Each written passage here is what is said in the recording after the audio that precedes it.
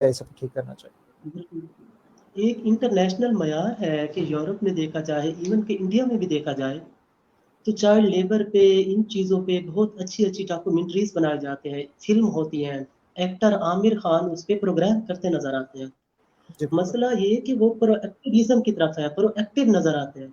ہم جب بھی کوئی ثانیہ ہو جائے تب نظر آتے ہیں۔ ہمارا پورا پروگرام پرو ایکٹیو پہ ہی ہے، جس پہ میں اصل آ رہا ہوں کہ ہم یہ پرو ایکٹیویزم کس طرح لائے، یہ کیا ایسے ایسے اقدام کیے جائیں تاکہ ہم اوور آل اس کو کور کر سکیں سر۔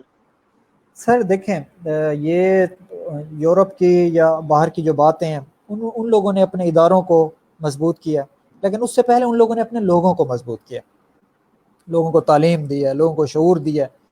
آپ آج دیکھ لیں، آج ایک بلیک لائف میٹر کے حساب سے ایک ٹرینڈ، ایک مطلب وہ بندہ وہاں مرڈر ہوا ہے یو ایس اے میں 25 مئی کو، تو اس کے بعد مظاہرے شروع ہو رہے ہیں جو امریکہ سے شروع ہو کے یورپ، کینیڈا اور پھر ایشیا تک آگے۔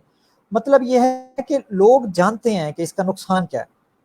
سب سے پہلے ہمیں خود کو ایجوکیٹ کرنا ہے کہ چائلڈ لیبر کس قدر نقصان دہ چیز ہے، ٹھیک ہے۔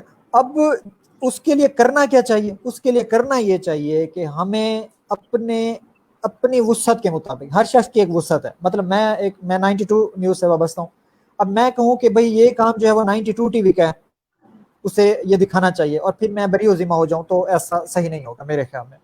میرے خیال میں یہ ہوگا کہ اگر میرے آس پاس کوئی بندہ ایسا کام کر رہا ہے، کوئی بچہ چائلڈ لیبر پہ مجبور ہے کسی بھی وجہ سے، تو مجھے جانا چاہیے، مجھے ان سے ملنا، اس کے پیرنٹس سے ملنا چاہیے، ان سے بات کرنی چاہیے، یا اپنے جیسے کچھ لوگوں سے مل کے کوئی ایسا نکالنا چاہیے کہ وہ بچہ اسکول چلا جائے، لیبر پہ کم از کم وہ مجبور ہو کے کام نہ کرے۔